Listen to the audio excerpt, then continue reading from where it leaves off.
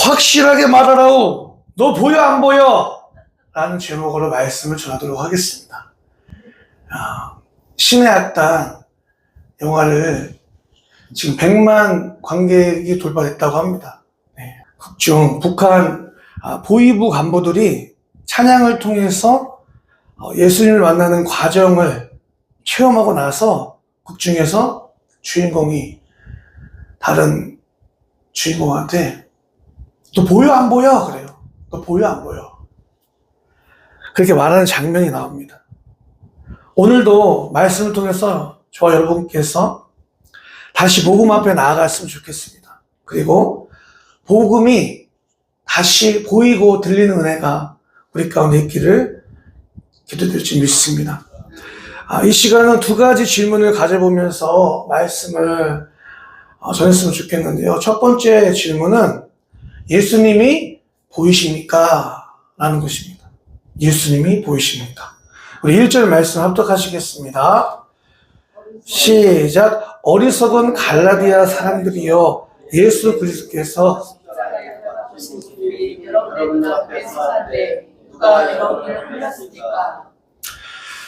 여러분 3장 1절에서는 바울이 갈라디아 교회의 성도들에게 복음을 전한 사도로서 또 그들에게 영적인 아비로서 또 목회자로서 그 느끼는 복합적인 애끓는 마음으로 어리석은 갈라디아 사람들이여 라고 말하고 있어요.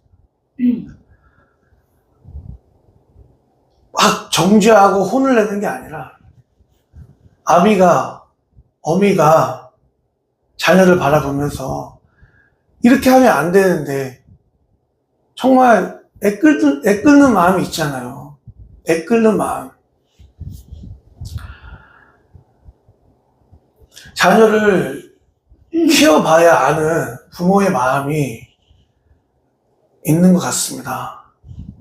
여러분, 바울이 어리석은 갈라디아 사람들이요 라고 얘기하는 그 이유는 무엇일까요? 로마서 5장 6절부터 8절 말씀 보면 이런 말씀이 있어요. 우리가 아직 연약할 때의 기약대로 그리스도께서 경건하지 않은 자를 위하여 죽으셨도다.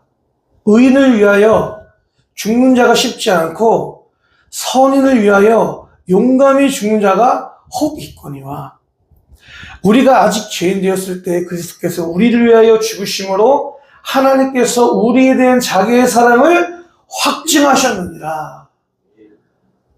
오늘 저와 여러분에 대한 하나님의 사랑, 그 사랑을 우리가 아직도 죄인 되었을 때 여전히 우리가 내 인생의 주인과 왕 되어서 내가 하면서 내 자아의 그 신을 숭배하면서 살고 있는 그때에 하나님의 살아계심을 알면서도 의도적으로 하나님을 무시하고 무관심하고 살아가고 있는 그때에 우리가 아직도 죄인 되었을 그때에 그리스도께서 우리를 위하여 죽으심으로 하나님께서 우리에 대한 자기의 사랑을 확정하셨다는 거예요. 구약의 마지막 성경인 말라기에 이스라엘 백성들이 하나님에게 하나님이 우리 언제 사랑하셨습니까? 라고 해요.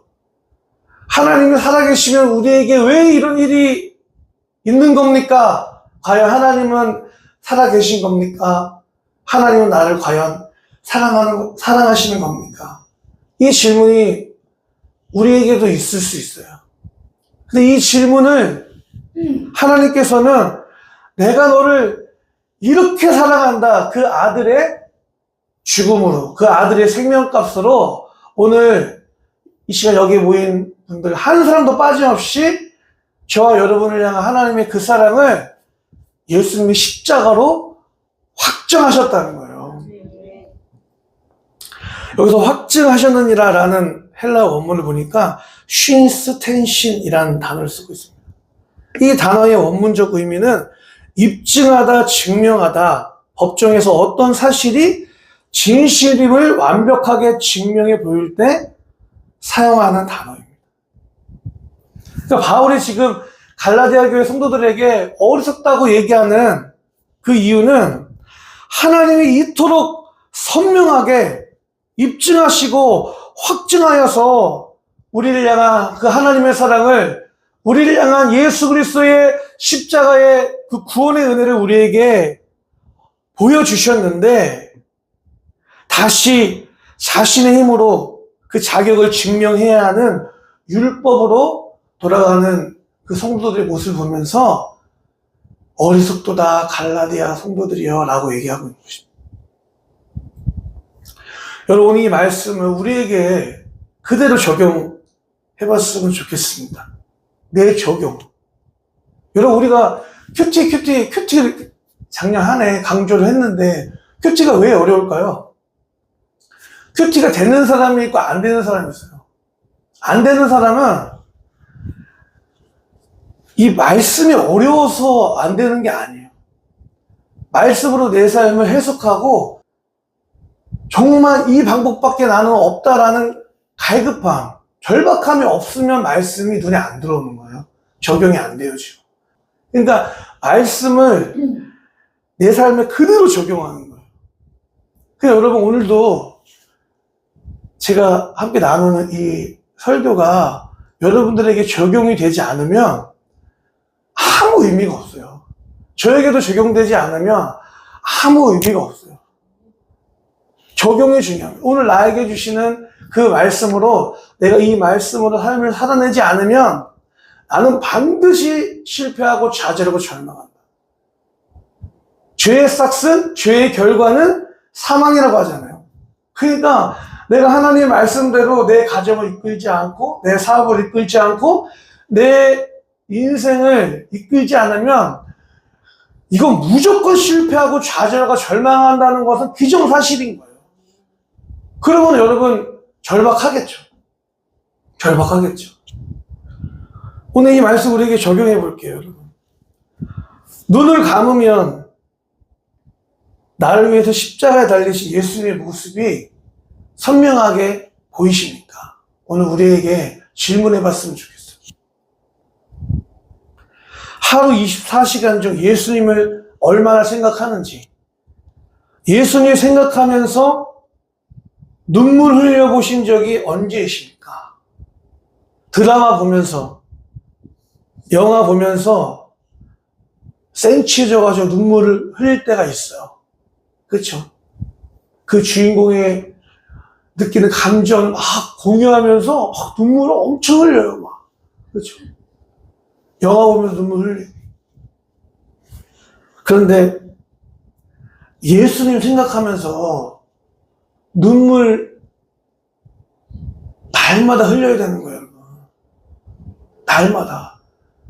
누가 나를 위해서 죽었다는데 나를 살리려고, 나를 구원하려고, 정말 그것이 사실인데 드라마나 영화는 사실이 아닌 것을 가지고 연출을 잘해가지고 우리를 눈물을 빼요.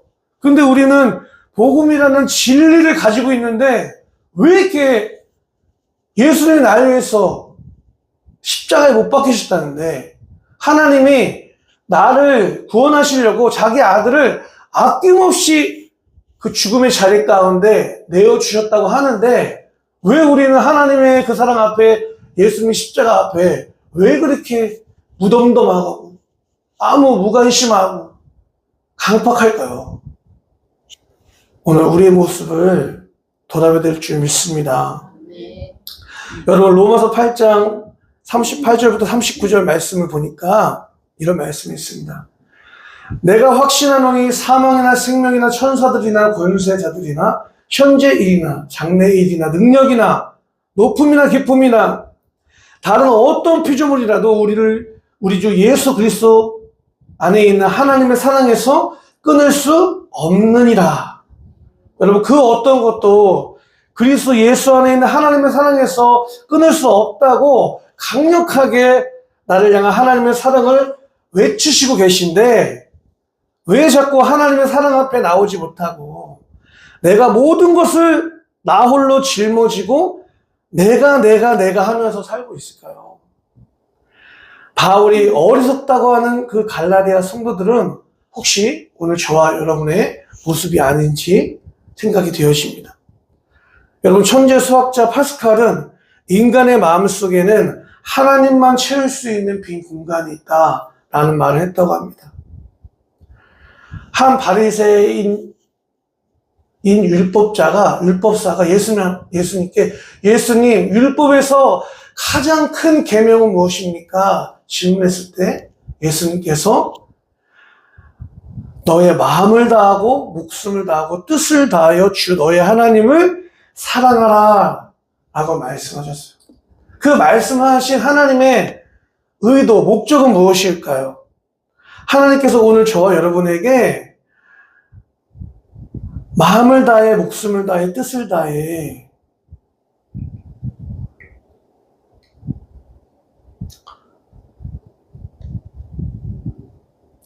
나의 전부를 너에게 줄 만큼 너를 사랑하는데, 그러니 이제 내 사랑 좀 받아줘라.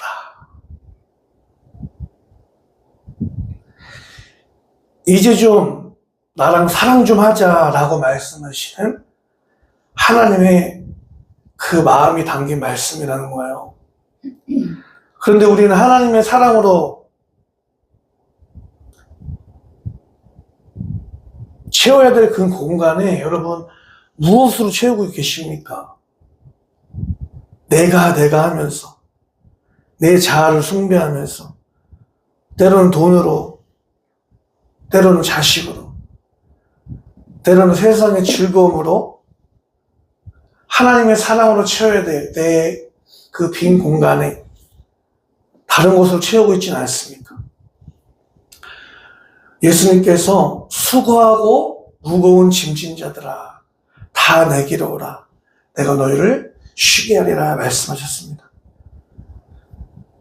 오늘 이 시간 수고하고 무거운 그 율법의 짐을 내려놓고 너의 인생을 너의 방법으로 살려고 하는 구원의 문제 또한 내가 하나님 앞에 이렇게 해야 은혜 받지, 내가 하나님 앞에 이렇게 해야 하나님 나를 인정해 주시지, 내가 이렇게 해야 하나님을 사랑하시지, 내가 하면서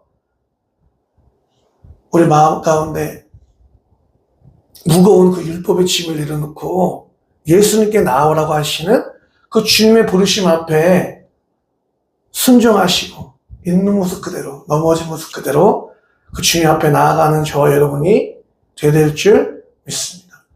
하나님은 저와 여러분을 자녀로 부르셨습니다. 아빠, 아버지가 되시기 원하세요.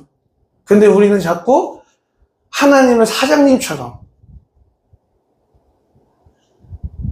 이스라엘 사람들은 율법을 지키는 것을 일을 한다는 개념으로 율법을 지켜요. 그래서 로마서 4장 보면은 일을 아니할지라도 라는 말이 나오잖아요. 그러니까 율법을 지키지 않아도 일을 아니할지라도 경건하다고 말씀하신다는 거, 우리를. 근데 우리는 자꾸 내가 뭘 해야 된다고 생각하는 거예요. 부모 입장에서 여러분, 어떤 자녀가 가장 행복하게 합니까? 첫째, 둘째, 셋째가 있잖아요, 저희가. 근데 이 셋째 중에, 3명 중에 저의 사랑을 가장 많이 활용하는 자녀가 누굴까요? 둘째.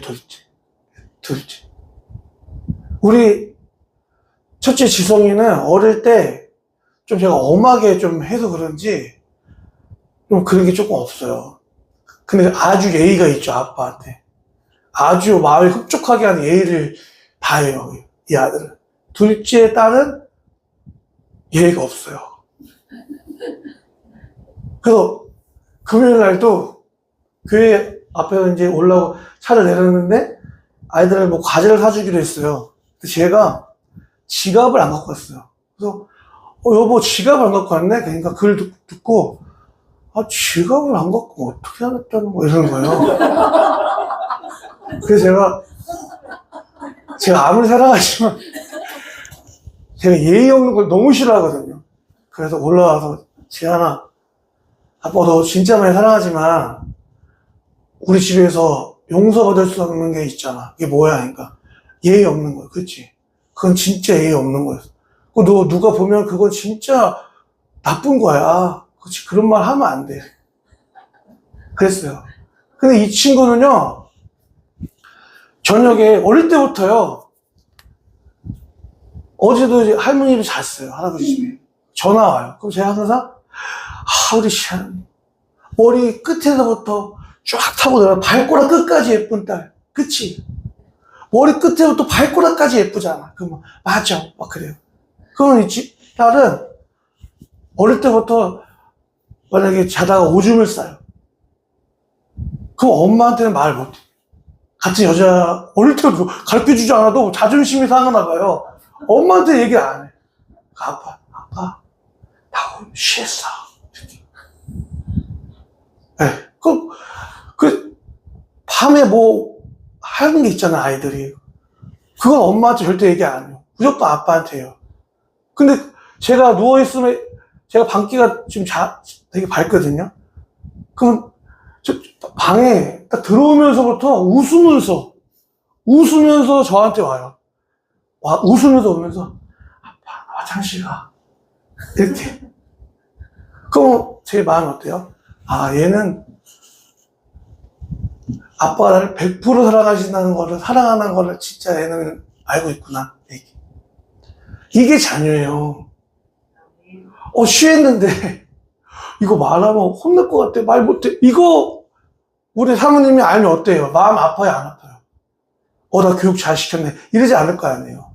우리 딸이 왜 이렇게 나한테 이러지? 우리 하나님도 그런 거예요.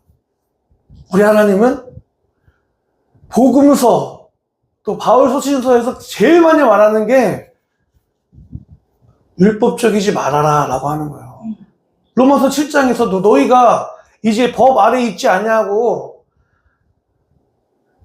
아내가 그 남편이 죽으면 그 남편의 법에서 떠난다고 하잖아요. 그 예화를 들잖아요. 계속 예수님이 포도원의 비유를 얘기할 때도 마지막 5시에 오는 그 사람은 품삯을 받을 자격이 없는 사람이죠. 근데 오면 주시는 거예요. 근데 아침이었던 종들이 왜 이렇게 합니까? 이 말이 뭐예요? 얘는 율법 안 지켰는데, 일 안 했는데 왜 주는 거예요? 그런 비유를 계속 말씀하신단 말이에요. 오늘 하나님은 저와 여러분을 자녀로 부르셨습니다. 때문에 여러분, 그 하나님의 사랑을 누리셔야 돼요. 그리고 여러분이 알려고 우리의 의지를 활용을 하셔야 돼요. 하루 24시간 살면서 한 번도 말씀도 안 보고 계속 드라마 보시고, 요즘에 드라마 재밌는 거 많잖아요. 그렇죠? 유튜브 보시고 어떻게 하나님 사랑 알아요? 어떻게 알아요? 큐티하시고 골방에 들어가서 기도하시고 세상의 것을 닫아야 예수님의 것으로 채워주시는 거예요. 두 번째 질문입니다.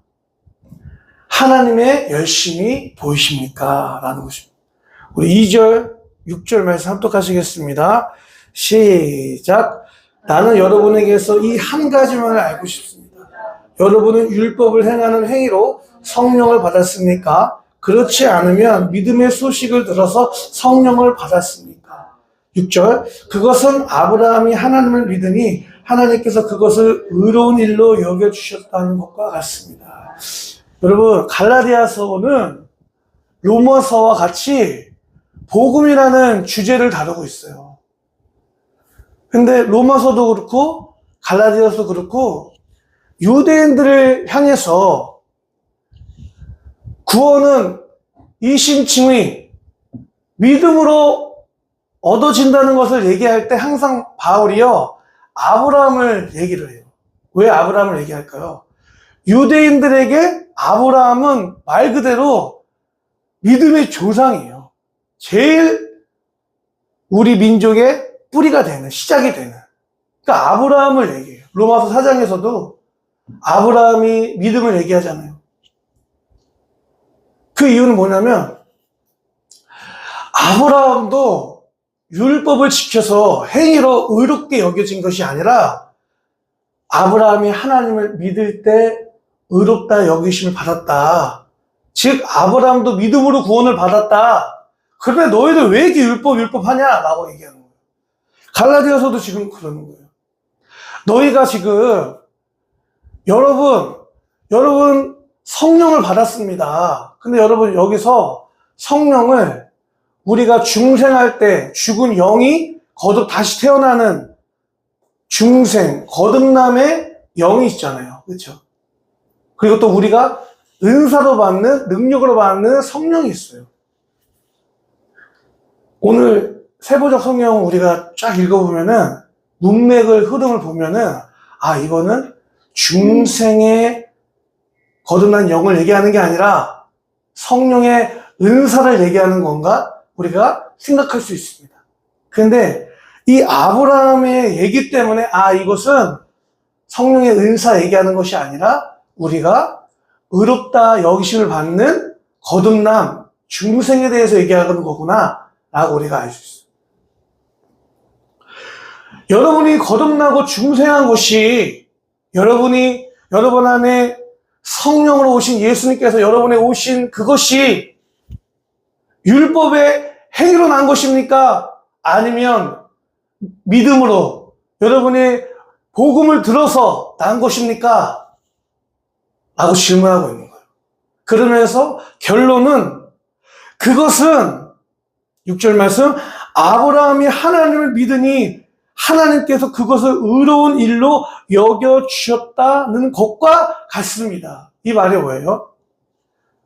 여러분이 복음을 전부로 받아들이고 하나님의 말씀을 믿음으로 받아들였을 때 의롭다 여기심을 받은 거예요. 여러분이 그때 거듭나고 중생한 거예요. 성령이 여러분 안에 내주하게 되신 거예요. 라고 얘기하고 있는 거예요. 여러분 근데 오늘 6절 말씀을 우리가 잠깐 나눴으면 좋겠는데 아브라함이 믿었던 그 믿음은 무엇이고 또 하나님이 말씀하시는 그 의는 무엇이고 여겨주셨다라는 것을 무엇이고 이 세 가지 우리가 생각을 할 때 이 말씀이 이해가 되는 거예요. 하나님을 믿으니 의로 여겨주셨대요. 여러분 믿음이라는 것 자체가 창세기 15장 6절에 하나님이 아브라함이 하나님을 믿으니 의로 그 믿음으로 의로 여겨주셨다고 하잖아요. 근데 그 믿음은 이미 아브라함의 어떤 결단이나 하나님이 아브라함아 저 밤에 하늘을 별을 봐.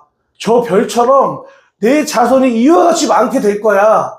말씀하셨을 때 아브라함이 아멘 하나님 제가 오늘부터 하나님 말씀 믿을게요. 어떤 결단이나 어떤 인지해가지고 지적 동의나 이런 게 아니라 15장까지 12장서부터 15장까지 여러분 어떤 일이 있습니까? 제가 인스타에 그 외국 그 유튜버들이 이집트 피라미드 이런 고고학 같은 거 그 전문적으로 하는 유튜버들이 있어요. 제가 이집트를 가보지 못했으니까 그걸 이렇게 보면은 그 피라미드가요 엄청 대단하잖아요. 근데 제일 오래된 그 피라미드가 쿠푸왕의 피라미드래요. 근데 그 피라미드는요 아브라함 이전에 만들어진 거래요. 그 아브라함이 여러분 그 지나가면서 한 민족의 족장도 아니죠. 그냥 거류인입니다. 가는데 그 피라미드 지금 사람들이 그 피라미드를 볼 때 와 이렇게 하는데 그때 당시 문명을 갖고 있는 사람들이 그 피라미드를 볼 때 어떻게 생각했을까요? 저것을 만든 사람은 신이다 라고 생각하지 않았을까요? 지금도 그게 불가사의한데 어떻게 만들었는지. 그런데 그 애굽의 바로가 너 안에 마음에 든다 라고 했을 때 아브라함이 얼마나 두려웠겠어요. 그래서 그 아내를 내보내잖아요. 근데 아무리 그때나 지금이나 여러분, 우리 바로가 우리 안승희 씨 너무나 아름다운데? 우리 권선이 너무나 아름다운데? 남편들한테 돈 많이 줄게 보내 라고 하면 어떠실 거예요? 너무 그거는 여러분 내가 죽으면 죽는 거지, 그쵸? 그냥 그거 나 살려고 아내를 돈 받고 넘기는 게 아브라함의 의예요. 아브라함의 수준입니다. 근데 그 고대 최고의 강국이었던 그 바로의 그 모든 집안을 초토화시키면서 아내 사라를 데려오시는 그 은혜를 아브라함이 경험했을 때, 이 하나님은 누구지? 이 야훼 여호와 하나님은 누구지? 저 피라미드를 만든 저 신, 저 바로보다 더 큰 하나님이구나, 더 큰 신이구나 라는 것을 아브라함이 인지하지 않았을까요? 지식이 아니라 삶으로 체험하지 않았을까요? 자기 조카 롯이 그 그돌라오멜의 연합군에게 잡혀갔을 때도 아브라함이 가서 능력으로 어떻게 구출해내요?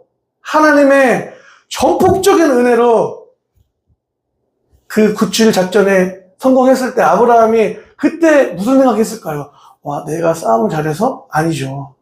이거는 전적인 하나님의 은혜로 고백하지 않았을까요? 그런 과정이 있었기 때문에 아들은 없지만, 아들은 없어요. 하나님이 말씀하셨을 때, 내 자손이 이와 같이 많게 될 것이다 라고 말씀하셨을 때 아브라함이 정말 부족한 믿음이지만 하나님 제가 믿습니다 믿었을 때 하나님이 그것을 믿음으로 여겨주셨다는 거예요. 근데 아브라함의 스토리 그 이후에 알잖아요. 우리 너무나도 또 죄짓잖아요. 또 연약함을 보이잖아요. 그게 아브라함의 수준이었고 그 당시 아브라함의 믿음이었다는 거예요.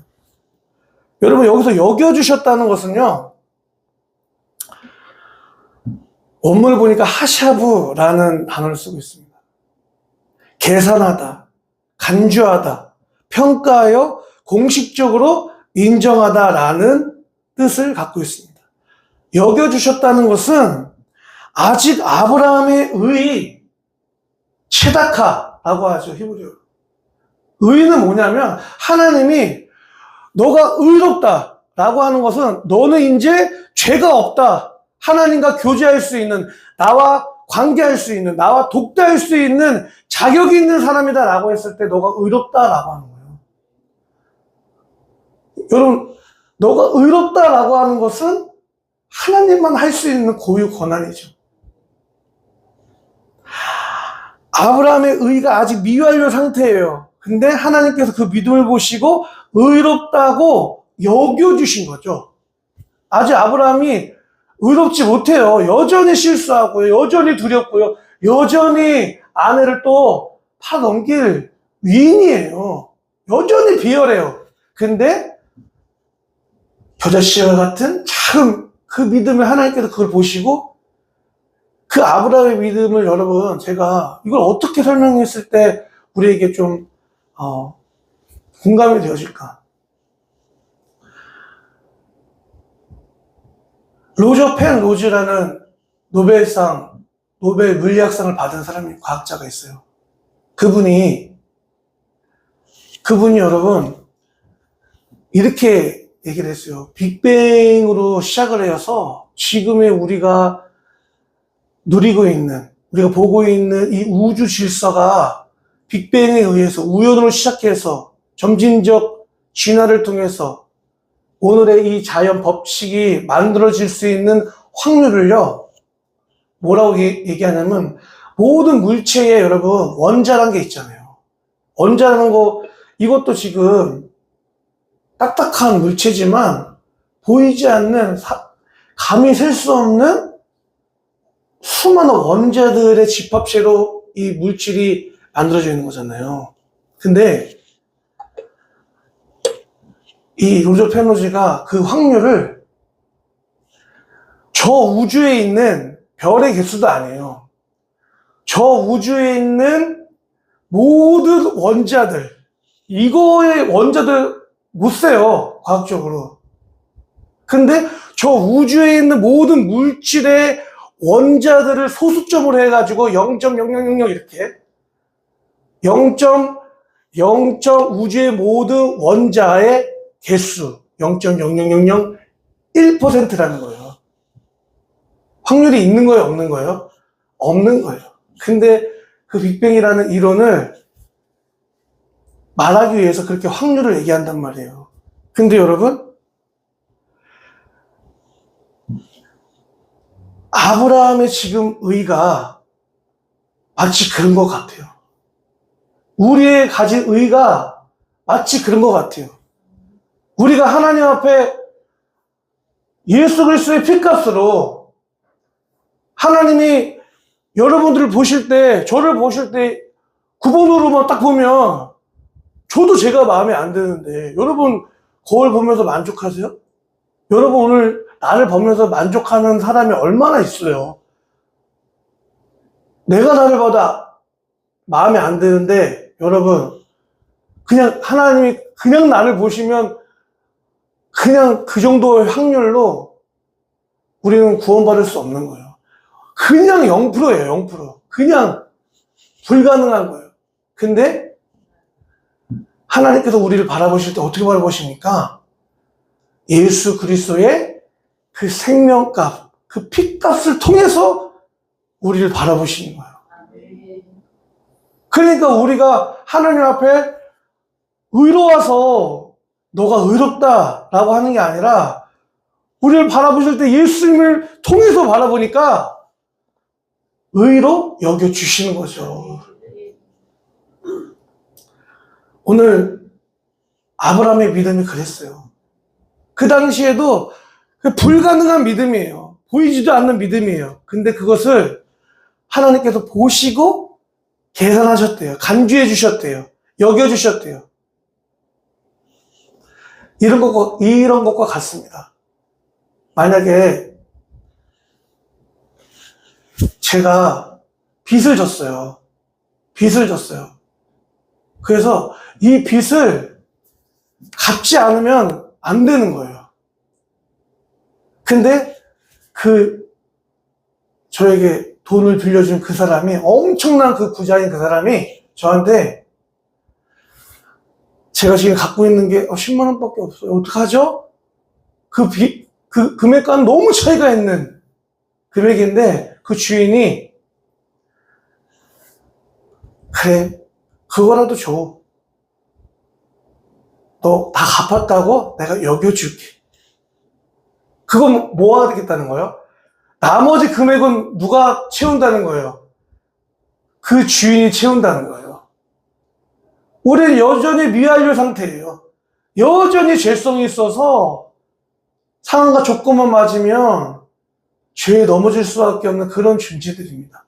그런데 하나님께서 우리를 바라보시면서 너가 의롭다, 너가 거룩하다, 너가 존귀하다, 너가 나의 자녀다 라고 말씀하시는 것은 우리의 부족한 모든 의를 그 아들의 생명값으로 대신 채우시겠다고 하는 하나님의 그 사랑인 줄 믿습니다.